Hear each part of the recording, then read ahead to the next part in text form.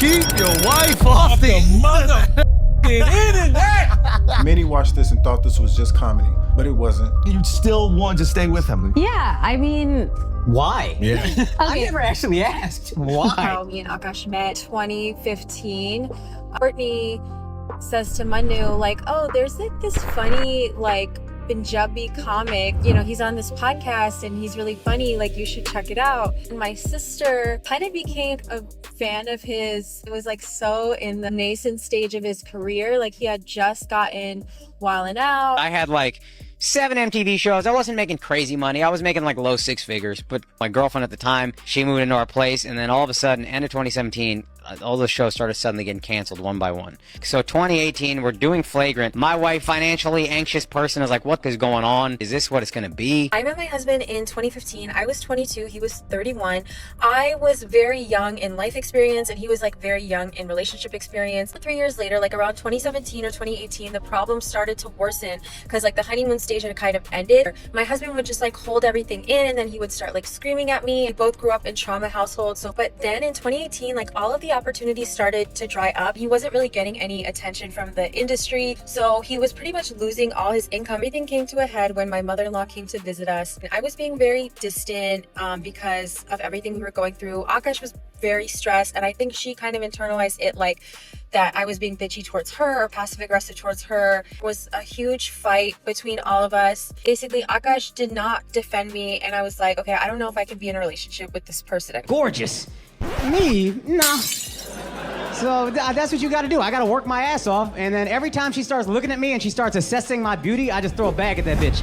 Chest pass! There was like so many red flags early on. But why'd you stay? That's okay, I stayed because I felt like as soon as I met you, it was love at first sight. I loved you. Like, I don't know, I just felt like, and maybe like you feel like that when you guys met your wives. You just like know when you have that special connection from top to bottom, like his character, his integrity, his personality. Like, I just like loved everything about it. I don't want to just leave because we're going through a hard time, because I really believed in like his potential, like just like you did, because you obviously you were more successful than Akaash like in the very beginning, and so now you guys yeah, whatever. I also believe that he was incredibly brilliant and talented, but also just an amazing soul and an incredible person. Exactly. But I just know, I also knew that about him, that he had like ambition and this work ethic. So I was like, okay, so we're gonna go through this bumpy time, but I was like praying harder than I ever prayed, just that we would get out of it and like something would resolve. And I was just hoping that we have to stick to this. My opinion changes every day. Same. I cannot keep an opinion for the heck of me. A stay-at-home wife, I enjoy. It's not something that's required of me.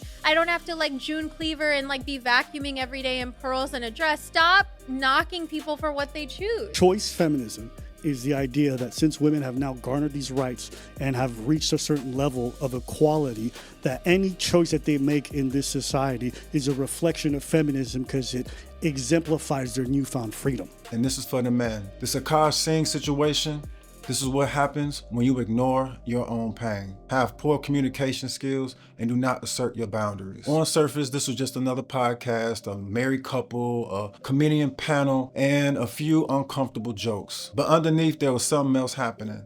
Something psychological, something people felt but didn't know the language for it. A woman rewriting her past in real time, a man laughing through humiliation, an audience trying to meme what is actually trauma response, which a lot of you all secretly go through. This video is not about gossip. This video is about what people ignore their own pain, especially men.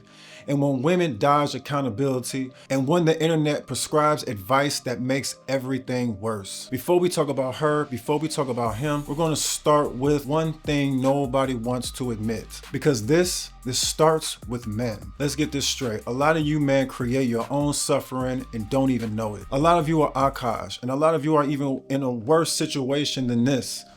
Many of you are worse than her. While a lot of you are talking about her, you're putting someone else through the exact situation right now. Instead of confronting your own patterns and your own trauma, a lot of y'all get online and say, bro, just put your foot on her neck. Just be alpha.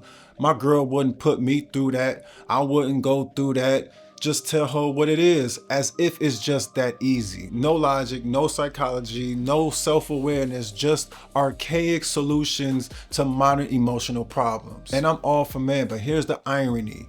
There are some men who never had a successful relationship a day in their life, maybe are the quickest ones to judge a man trapped in a relationship he's trying to survive. Now, don't get me wrong, some of them are funny and he kind of put some of this on himself. Abba feeling good today. You wanna know why? Because I woke up and I'm not Akaash.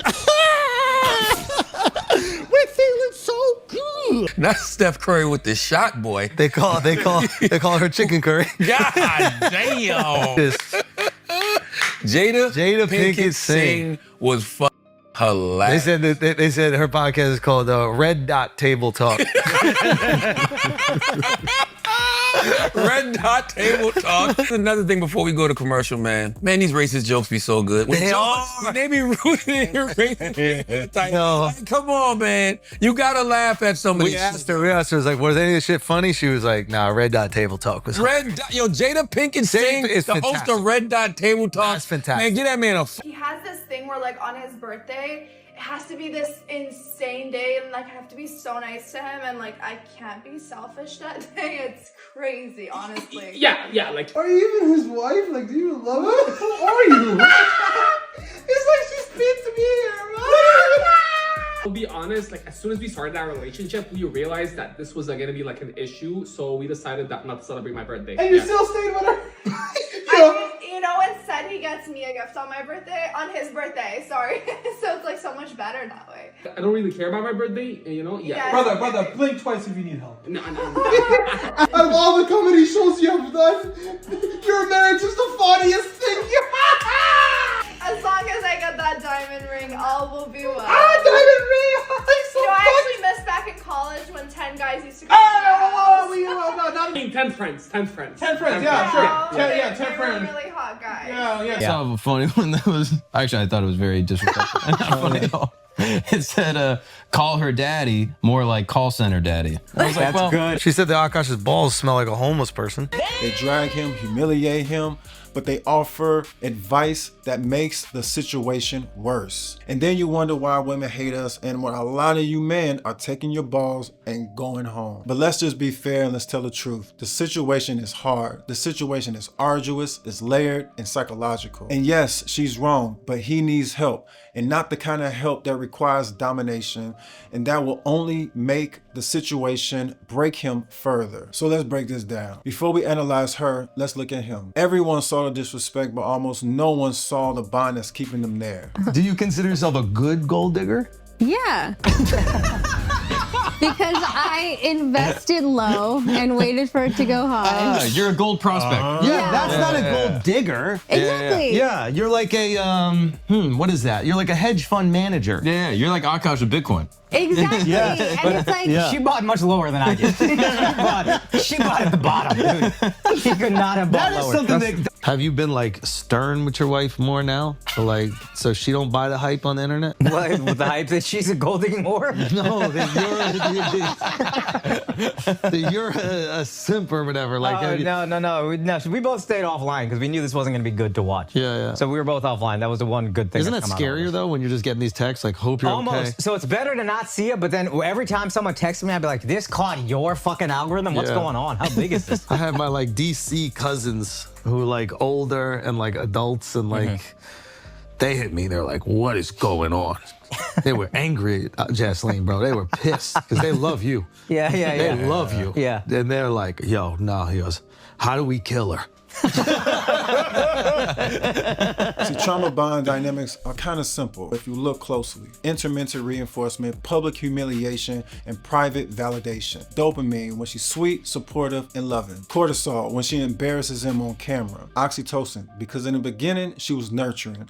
This trains the man's nervous system. If I stay long enough, the good virgin or version of her will come back. And in his podcast and his behavior patterns, it proves it. He jokes through pain. He softens her contradictions. He defends things that make him uncomfortable. He minimizes humiliation to protect her. And he lets his dignity take a hit to try to keep the peace. I know a lot of you look at this as weakness, and trust me, I get it, because it definitely does look like it, but it's trauma bond conditioning. Punishment, reward, history equals loyalty, even when it hurts. And listen, and this is the part where it hurts and where I show y'all the mirror, because a lot of you stay with women who do not respect you. A lot of you men ignore the red flags because the honeymoon period feels good. A lot of you men are terrified starting over. A lot of you men are confused early support with long life debts. And the worst part, a lot of you don't even know you're doing it and possibly putting somebody else through it. You call it loyalty, you call it being a man, but in reality, it's attachment guilt, fear of abandonment, and self-worth erosion. I gotta be honest, men love to act logical until you give them their own trauma back to them in a mirror. Pause for a second and let that sink in. Look, I am not saying that I didn't go through that. In fact, I know I have trying to make something work that was pretty much dead. But eventually, I had to look in the mirror. That was my fault. And the things that I could have done better, I should have. My name is Jesleen. I'm a stay-at-home wife, but I don't cook or clean because I don't feel like it. And my husband is a full-time stand-up comedian, and he buys me lots of nice things. Oh, your husband gives you this lifestyle, but you only cook once a week? Where in my marriage contract did I sign in blood, if I become a stay-at-home wife, I will cook and clean every single day? No. Like, I really wanted a love that felt like a movie. Like, I had been single for about a year. I was just like kind of frustrated because I was like, why aren't I excited to like hang out with him? And I was like, maybe like that's just how adult relationships are. And then when I was getting ready for my date with Akaash, oh my God, I just remember being so excited. Like, I knew really quickly. It like the way that he treated me, like everything I dreamed about and prayed about was like right in front of me. And I remember texting my best friend the same day. I was like, I think I'm in love. Like, I think I'm in love. The true alpha of the pack is not the dog that barks all the time, is super defensive, insecure. Like, those are the red pill guys. The true alpha of the pack is the calm one. The quiet. The like... Damn, stop fighting with me all the time. And then I was like, oh no, she just lets it out and she's free. All these little social niceties that we all do where we just lie, and she'll do it a little bit. For the most part, she's not. You're gonna know how she feels, and that's what it is. I love that. It's great. But I'm not doing it for you. I'm doing it so you tell me I'm good enough. You know what I mean? That's a very different thing. Right. It's not a true good deed, so it's fine. That's okay. We all have that, whatever. She likes being pleased, like openly. My wife is the most self-aware. It's like amazing. She laughs at herself. She's incredibly self-aware. She's like, yeah, I'm high maintenance. It is what it is. Like, I also like the fact that it's just less work for you. Yeah. And I know your day is full of work. I do things. Okay. All right. We all have cleaning people. Yes. Yes. I like how you call them cleaning people. That was very politically correct. That was. But do I not take care of Happy like he's my son? Of course. And I go on the road. I come back, it's clean. I don't know if you hire somebody or if that's you. I come back, it's clean. I hire someone. Really? Without me knowing? Now I feel betrayed. Everyone's hiring people. You know what I mean? Hand cleaning, it doesn't matter. Okay? Yes. Everyone's got something. Outsourcing works. If there's one people on the planet that understands the value of outsourcing, it should be Indian. Tell me something. When Akaash is sick, how do you behave? She's good, actually. I am good. Yeah. I saw one with you making out with the dog. And they were like, man, she'll kiss the dog and not Akaash. That's true. Yeah, I do. Yeah. I never done just kiss them. Now, would that have something to do with... Can we get some other definitions out of the way? What does a roster mean to you? What does a roster mean? So it didn't actually translate to a roster. It just meant like 2 guys I was talking to and flirting with at the same time. That's it. That's all. Yeah. And when you say hooking up, I think people When think you I meant mean fucking. hooking up, I just meant making out. Again. Hold that thought. So I met this guy on Tinder, whatever, like we were like just feeling like the vibes, and I stupidly was like, oh, you can sleep over, but like not really wanting to hook up that much, because again, for me, like I was just like, okay, maybe we can make out and just like whatever and cuddle. Her side of it is, I'm popping my I'm in these white boy frat houses. I'm nostalgic for all this stuff. I got some butt stories. I got ate out on my all these different things. But it's just like when I wasn't. It was just like when I was in high school and I was sucking cock, right? So what? Pause, bro. Someone's gonna click I was they playing, gonna make you look crazy. I was playing basketball. That's not what it means. That's not what it means. I thought that's what it meant. I really thought that's not what it meant. Oh, I think it's Emmett's. Oh yeah, now look. Do you apologize? No. Now her contradictions are not random. They're a system. So let's talk about Jesleen logically. A woman who says, I didn't know what popping meant. I didn't know what roster meant. I didn't know what hooking up meant. While requiring affection, she becomes conservative, while openly describing her being pleased orally while on her. And I don't want to call her dumb, but let's just say this is not ignorance. This is selective memory designed to protect her self-image. I didn't know what popping AP meant. I didn't know what a roster meant. And think about this. And Akaash saying she's the most self-aware person that I know. She tells it like it is with no hesitation, no fluff, while also saying that she doesn't think about her words. It sounds like they have unbelievably horrible communication and they don't really know each other, because all the contradictory things that he says about her, she is not. That is cognitive dissonance. 2 truths that cannot coexist, but he's forcing them to. And guess what? She never complimented his looks. She never complimented his body. She never complimented his sex game, never his affection, only complained pretty much about his affection. And she only praised his potential because she saw him on TV before she met him. And she very well might love him, but that doesn't sound romantic. That sounds opportunistic attachment. So here's where a lot of men go blind. She was sweet at the beginning, and a lot of people's brains hold on to that like it's scripture. See, the problem really isn't her behavior.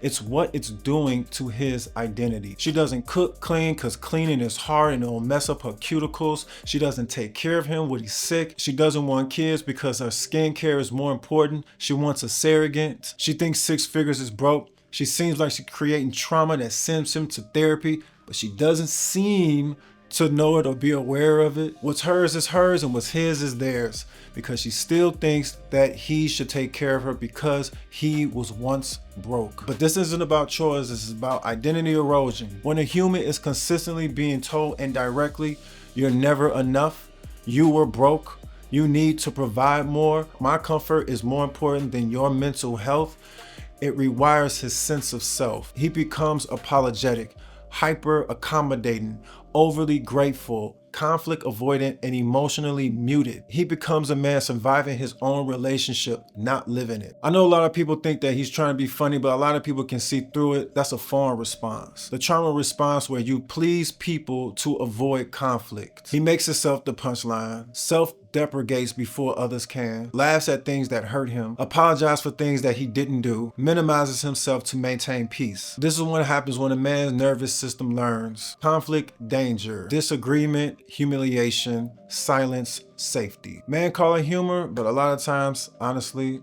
it's survival. Now, I understand that this might look hypocritical, but a lot of people are using this for content, and rightly so, because yeah, it's what he does. He talks about other people, so to be fair, he kind of deserves it. But when humiliation becomes entertainment, humiliation becomes identity. Comedians learn to sacrifice themselves for applause. But when you laugh at your trauma long enough, you lose the ability to recognize your own trauma at all. You fuse pain with performance, and at that point, you're not a husband anymore. You're the character written by the loudest people in the room. And while a lot of red pill situations like Myron and all these people sitting there talking what they should do and calling her out her name and things of that nature, trust me, she makes it very, very easy, okay, to be the butt of the joke and be the villain. Don't get me wrong. But at the same time, this put your foot on her neck, red pill type of rhetoric is the worst advice, because dominance doesn't heal trauma.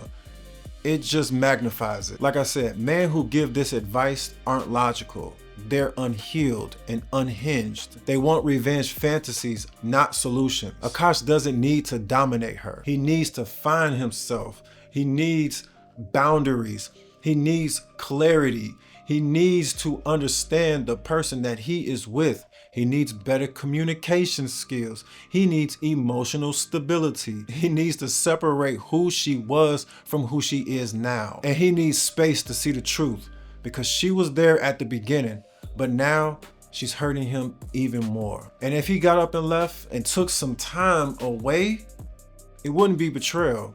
It would be evolution. And sometimes that evolution breaks that bond. He knows, she knows, they know.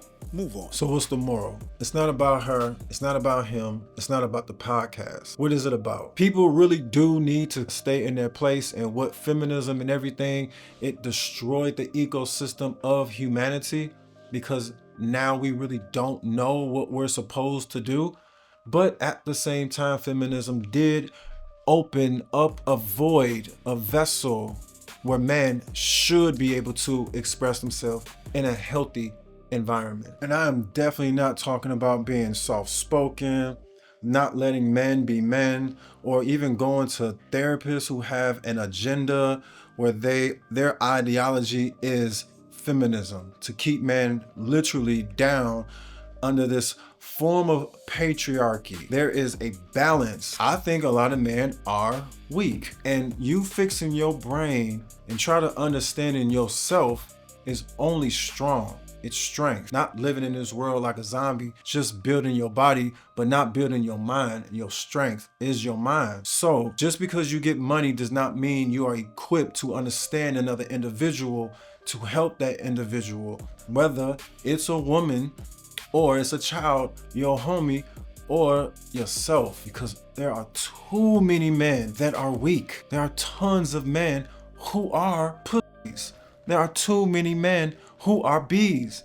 That's just what it is. If you need to go to therapy, then fine. If you need to go to a psychologist, because a lot of people have undiagnosed situations that they have going on, and that's just what it is. And that is okay. That's strength. But if you need to build your mind to understand that you can't live life on autopilot and not understanding your own mind, whether you have to put God in your life, logic, or some psychology in your life, somehow it must come. This is one of the reasons why a lot of men end up unaliving themselves, because they don't understand themselves or what's around them. It's just supposed to just happen or work because you work all day and everything's supposed to just fall in line.